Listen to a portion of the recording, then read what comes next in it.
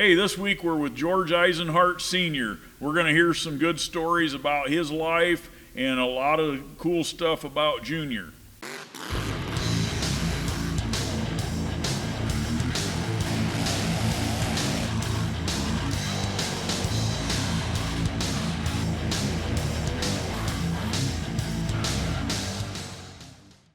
A lot of you guys in the monster truck world remember George Eisenhart Jr., and he had the Monster Nationals tour. He was tragically taken from us back in, I think it was '09, from an accident. But I'm here with his dad. His dad and me have been good friends for years. I met his dad from working with Junior. Junior and me became very close, and then Senior come to a lot of his close to their home shows. But what's really unique is Senior has a lot of neat stories, and Junior was not far off from being the same type guy as Senior was. So let's get into some good stories with George Senior. So tell us a little history about you as a child growing up, and then all the different things you got involved in. Well, you know, the nut doesn't fall far from the tree. I started out drag racing. That was my passion, was cars and drag racing. And I was racing. I started building my first car before I was 16. And at 16, I had it ready to go, but I didn't have enough money to make it a street rod. So I had enough. It was a chassis and a motor, and I could take it to the drag strip and race it. So that's really how I got started, because I just didn't have enough money to upholster and put the lights and all that. We didn't need that to race, so away I went. So I was 16 when I started to race. The first drag strip that opened in Ohio was the Akron drag races at the Akron airport. But one of the first commercial drag strips in Ohio was Holland Dragway in Youngstown, Ohio. And that's where I started racing. Okay. And then after that, now George has ran a lot of racetracks through the years. How did you end up with a job of running a racetrack, or how did you end up? Well, they built a drag strip right near my own hometown, and I was a line mechanic at a Ford agency. I still had my race car, and I had just gotten out of the Army, and they were building the track, and I started working back as a Ford mechanic, and they asked me to bring the car down and put it on the starting line for publicity while they're paving the track and building it. And that's so they knew me from that, and when the track opened, I started racing there. And I had a pretty fast car, and I was doing pretty well. And that's how I got to know the management of the track. And the track was having financial difficulties. It went broke the first year, and the second year they got a new owner, and he modernized it, but more into it. It was modern, but it wasn't finished. And he finished it, and his manager ran it for a year, and then he went under. He fired the manager because he wasn't making any money. And so they were interviewing people, and somebody threw my hat in the ring, mostly because I had won there quite a bit, and they knew me from that. And they assumed I knew a lot about racing because I was winning. But I knew a lot about cars, but not much about running a racetrack. He asked me, I just, like I say, got out of the Army, and I was 23, and he asked me if I thought I could run it. And I said, well, sure. And anybody at 23 years old thinks they can do almost anything. So I sold the car, and I started running the racetrack. And our very first opening day was the first Sunday in April in 1962. And we got a staff interviewed, and we got people that were all set to go, and the gate opened, and it started to snow. We completely snowed out the first race. And so that was my beginning of learning the weather was going to tell me what I was going to do. But we started, and we didn't have any money really at all, so we just had them do it from week to week, and everybody that worked there, a lot of them were volunteers, of course, a lot of them were high school students, and that's how we got started. And I fortunately had a friend that he had the original drag strip in Ohio, which was near Youngstown, and he showed me a lot about how to run the facility. I really didn't know. And of course, I loved it, loved every bit of it, and that's all I wanted to do was be involved in that. And racing was red hot at the time, drag racing especially, and a lot of our success was because it was whatever young people were doing at the time. Now, what was the name of that track? Thompson Drag Raceway. Thompson, okay. Now, you know, there's a lot of iconic names throughout history in the drag racing world, and one of them is the Bill Bader family with Norwalk Raceway. Tell us a little bit of your connection there, because you and Bill worked on some deals together. Yes, we did. I met Bill through a third person. He was the promoter of a lease facility, and it was a oval track, stock car track, but they ran super modifieds in Sandusky, and so we had mutual interest in promoting things, and we got to be pretty good friends. And I was running the drag strip, and he was running the oval track, but the drag strip would make money. I could make a living doing it, and Bill was having a very difficult time, but he was working really hard, and he kept the track going, but it never seemed to want to grow. Well, that type of racing wasn't as popular as drag racing. Drag racing was growing because that's what most young people were doing.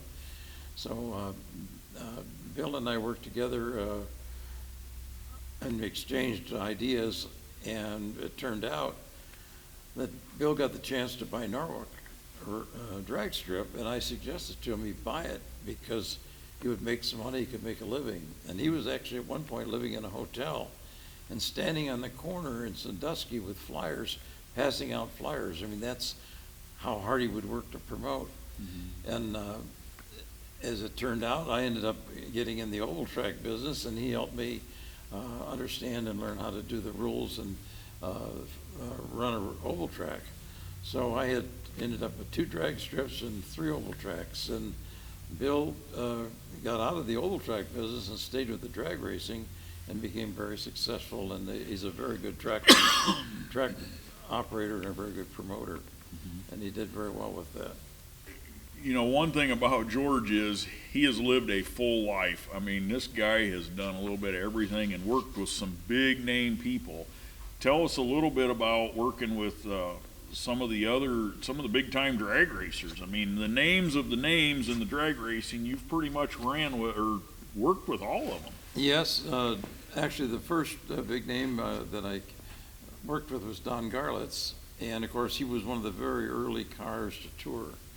And he toured and came to Thompson Drag Raceway. At that time, we ran him only by himself. We made exhibition runs. Nobody had seen cars, top fuel cars in our area, and nobody had seen cars go like his would go.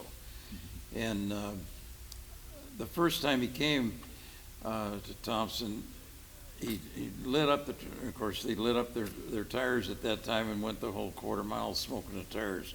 And that's how we, at that time, were measuring horsepower. We thought that was just phenomenal. And that night, he was staying in a local hotel, and he had an open-wheel trailer, and his car was sitting on a little open-wheel trailer, and he had 2 spare slicks bolted to the side of the trailer, and the 2 on the car, and somebody stole the 2 big slicks, and those were his new killer tires. And I felt terrible about it because I had made arrangements for the hotel. And so I bought him a set of tires and wheels for his car. And as famous as he became, and is to this day, he never forgot that. In fact, when he wrote a book, he wrote about me and mentioned that.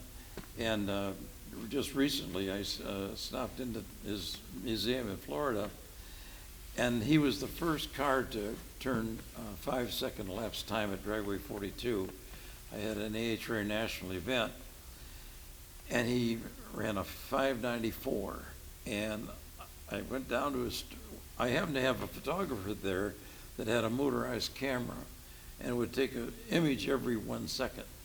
And so we had 5 images of him going down the track, and the front wheels never touched the track. Went right through the finish line on the rear wheels only, but the front wheels were only maybe 1.5 feet off the ground. And I went down to his trailer. I was so tickled to congratulate him and appreciate his doing it. And I stepped in his trailer and I said, "Big Daddy, I want to congratulate you for that 5-second run." And he shoved a melted piston in my face. He said, "You promoters like that, don't you? You like to see us burn down our motors." I didn't know what to say. I was so embarrassed. I felt bad. And there was a melted piston, because he was extremely tight with money and careful about how he ran his car. He didn't brake much because he was extremely smarter than most of us at that time that knew about engines. He was ahead of the game right from the very beginning. But I never will forget, I was so happy that he made a 5-second run. And Gary Beck was there from Canada, and he said, Gary was a lot younger than Don, he said, "Let Gary Beck figure this out." And of course, Don eventually won the meet, but he was so mad about burning that piston. And Shirley Muldowney became famous at Dragway 42. She was in a funny car, and Connie Coletta was her boyfriend at the time, a mechanic. And her car exploded and caught on fire, and that's where she was burned. And her face was burned. It just so happened that night, or that race, I had the NBC camera there from the local radio stations, and she went on NBC News, nightly news, with that accident and her story.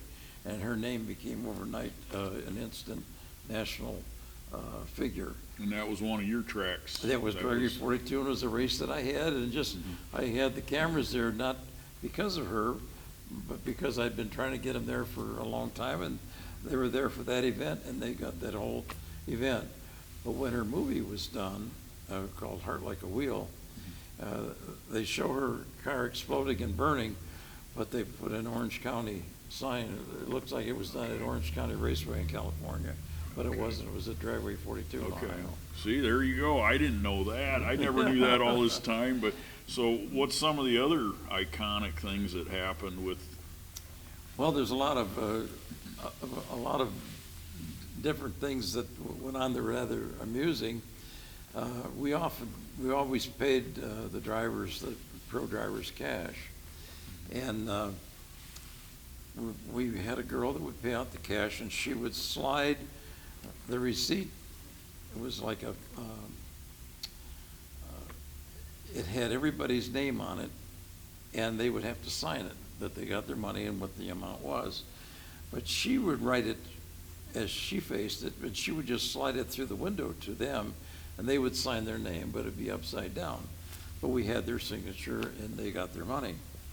And I remember Don Garlitz and Don Prudhomme were the two highest paid at the time, and none of them wanted to pay taxes on the money they'd earned, and it was cash, so they thought they could get away with it. But I remember Don Garlitz got paid it the most of the time, and Prudhomme was next in line, and he signed Don Garlitz's name on the money that he got. So Garlitz's signature was on there twice, once for the money he got and once for what Prudhomme got. But they were always doing things like that to themselves, one thing or another. But Frank Bradley was a Top Fuel car from California, and he was a low bucks guy. He didn't have the big sponsorship, but he ran well and he had a good car. But he did all the work himself. And I remember he would wait until he would race at most of the events where Shirley raced. And Shirley's son by this time was her chief mechanic. And he would change all the pistons every race. He didn't monkey around. He didn't look at them to see if they were burnt. He just all knew them. And Frank Bradley would go down after everybody left, and he'd dig around in Shirley's trash can and get all the pistons that her son threw away. He would take her pistons and shine them up and put them in his car. He knew when he could run one. Don Garlitz had he had the same knowledge. He would take a Chevrolet or a Chrysler crankshaft and hold it up with one hand, and it would tap it with a ball-peen hammer, and it would have a ring to it. And if it didn't have the ring that he wanted, he knew it was cracked and it wouldn't go another race, and he wouldn't put it in. Wow. The average guy didn't know that. He'd put it back in and boom, blow the engine. Of course, we had In fact, I had John Force race when he was just getting started in the funny cars. He raced a Mountain Dew car at Dragway 42. And that was before he hooked up with Austin Coyle. Austin Coyle was the chief engine builder for the Farconis Coyle and Medic Chi-Town Hustler. And that car always ran good. His motors ran, and Force was blowing motors left and right, burning down cars and blowing engines. And he hired Austin Coyle away from the Grant Spalding group, and from that day on, Force started to win. Austin Coyle was a very reclusive guy, single guy, and all he did was build engines, and that's all he thought about was making them run, and he did. And that John Force to this day gives Austin Coyle credit for that. They ran extremely well, but John was always a character. But in between rounds, he would go in his trailer, and he had a starting line set up in there of the Christmas tree that counted down the start, and he would practice and practice and practice and practice so he could leave early without red lighting. And he worked as hard as the mechanics were working, but he worked at being a better driver. Okay. Always did that. Now, did you guys run, I know you dealt with Art Arfans and his brother with some of their jet. Art and Walt Arfans. Tell a little bit about a good Art Arfans story. A lot of people know of the Arfans family from the Poland and from the monster truck world as being a sideshow. Well, Art Arfans and his brother Walt worked together. In the beginning, they were both airplane mechanics during World War II, and that's how they knew so much about aircraft engines, and they built Allison-powered dragsters with Allison engines in it. And one of their dragsters had a Franklin engine in it. It was upside down, and it was sideways in the back, and they ran the wheels off each end of the crankshaft. And it didn't work very good, and it didn't run for very long, maybe a race or two. And then they kept building them. They built 12 Allison-powered dragsters over the years. Number 11 was the one that was most successful of all of them, all the Allison-powered ones. But the one that they really had high hopes for was number 12, and that was called the Bologna Slicer. And that had a big propeller on the back as well as the Allison engine driving the wheels. And they were trying to get an additional boost from the propeller. And not many people ever saw the car because he only had it for one summer. And he took it to Great Bend, Kansas to the NHRA National event. And they had posted $500 to the first car to go over 150 miles an hour in a quarter mile. And Arfans, that car, the Bologna Slicer, was going 146, 147, 148, but he couldn't get it to go 150. And he told me, he says, I was just getting to the finish line, the front wheels were coming off the ground, and I couldn't keep my foot on it. So I was afraid to stay on it. And he said, but I needed the money badly. So I had one more chance, one more run. And I said, I'm going to close my eyes and hold my foot down. And he did. And the car went sky high and crashed and broke it all into pieces. And he lost a good part of his hand and the use of some of his fingers. But that was the end of the Bologna Slicer, but he got the $500. What a way to earn it. Yeah, what a way to get it. So now another thing, running the racetracks, back in them early days, you guys had to do a lot of little sideshow acts and different things. And tell us a little bit about that. You were always trying to figure out how to make an extra nickel. Well, we're trying to make money in almost any way we could because we were all struggling with money. We didn't, and the drag strips were new, and they cost a lot, and we were trying to pay off the construction. But we did believe that we needed to entertain the fans that came, and oftentimes an engine would blow and the track would be down where we were sweeping up and getting rid of the oil and the broken parts. So we tried to find ways to entertain the fans while we were doing that cleanup, or just entertain them in general. And we hired all kinds of crazy acts over the years, trying to find something that was really entertaining. And well, you had told me a story about a kid on roller skates or something doing a stunt. Tell that story.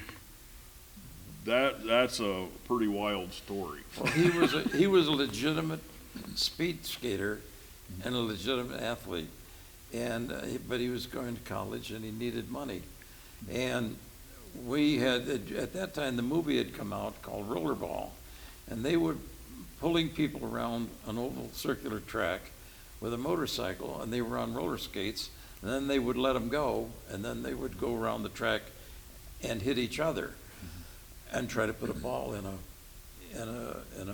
a zone. Well, we got the idea, since we knew him, we could pull him around one of the oval tracks with a motorcycle, and we would put up a ramp and he could jump over cars like Evel Knievel. This just doesn't sound good. That's true. But I don't recall his name, but I renamed him Evil Rollerball. And that was the plan. We're going to pull him around the racetrack, get the speed up, and he was going to let go and go over the ramp and jump over the cars. Well, we talked some of the spectators into bringing their cars out on the track and putting them in a row. We got them in a row, and we even built a ramp. And away we went with Evil Rollerball around the track. And sure enough, he let go, and over the ramp he went, but we didn't know how far he could jump.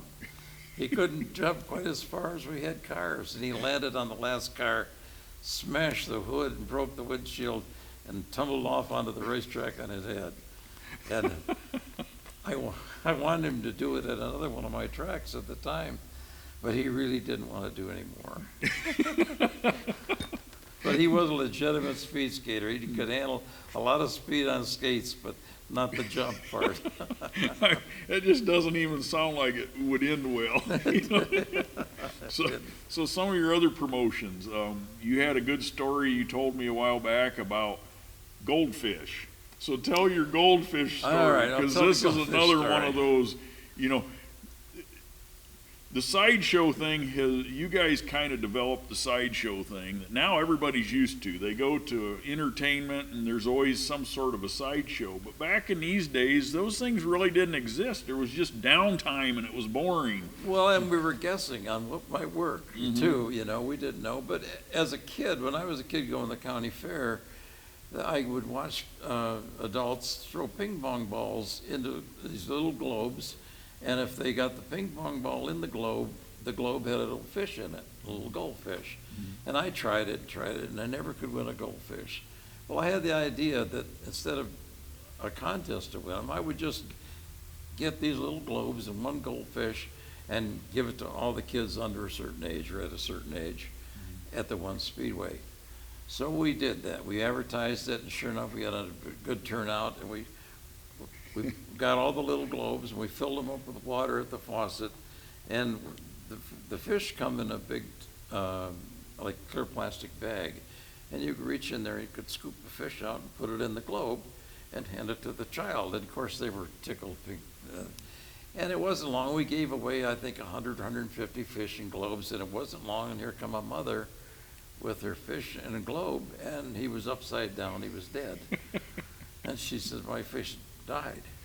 So we got her another fish, put it in the bowl, took that one out, and now here comes another mother, and pretty soon there was a line of mothers with fishes that were all dead. And it became a disaster. And we didn't realize what we had done by putting it under the faucet and filling the globe up with water. It was chlorinated water, and the fish can't live in chlorinated water.